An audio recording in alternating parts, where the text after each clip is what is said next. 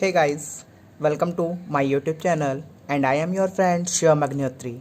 Today my topic is branch accounts. Branch को क्या कहते हैं? शाखा खाते।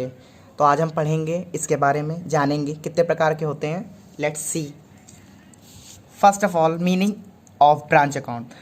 The term branch account refers to record of transactions of branches, whether relating to deal with head office or with outsider, or deal with between different branches in the books of head office in order to exercise greater control over the branches.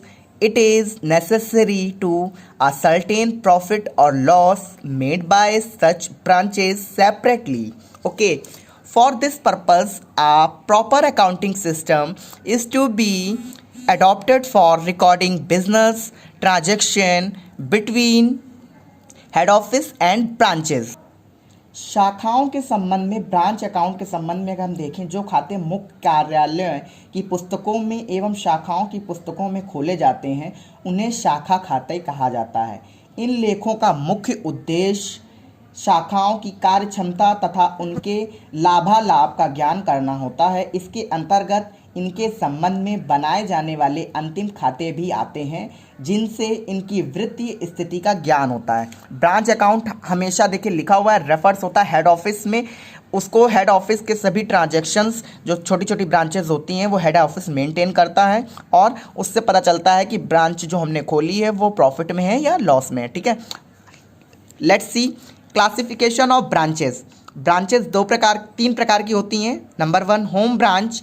Home branch 3 प्रकार की आपकी दी हुई है. Dependent branch, आपको पता चल रहा है डिपेंडेंट मीन्स किसी पे आश्रित. ठीक. इंडिपेंडेंट, स्वतंत्र रूप से जो अपने डिसीजंस ले सकती है. और नंबर 3 आपका फॉरेन ब्रांच. ठीक है. अब what is passed in the books of head office for different branch. देखिए फर्स्ट एंट्री है for good supply by the head office to the branch account DR to good send to the branch.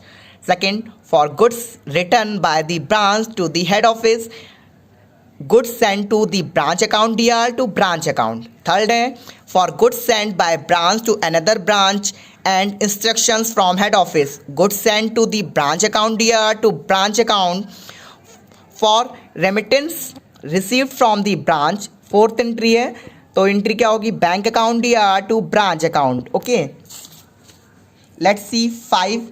Number 5, for expenses and the branch met by the head office, entry होगी branch account DR to bank account and cash account. कोई भी हो सकती है, cash में भी payment होती है और चेक में भी.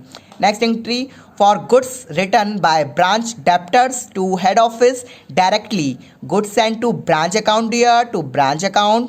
नेक्स्ट एंट्री है for transfer of balance in goods send to branch account, entry होगी goods send to branch account DR to purchase या ट्रेडिंग अकाउंट. ठीक. Next for assets at the branch at the end of accounting period, entry होगी branch assets account DR to branch account. Next है आपकी for liability at the end of the accounting period, entry होगी branch account DR to branch liability account. Credit each liability individually. Next है for profit और loss. If profit, अगर profit हो रहा है तो branch account DR to journal profit and loss account. अगर loss हो रहा है तो क्या होगा? Journal profit and loss account DR to branch account. ठीक. 11, when the opening balance of assets at the branch, तो एंट्री होगी branch account DR to opening stock account to opening petty cash account to opening balance of other assets for opening balance at branch. Next entry है when the closing balance of assets at the branch, closing account DR to closing petty cash account DR, closing balance of other assets account DR to branch account. Narration होगा for being closing balance at the branch. Let's see format of branch account.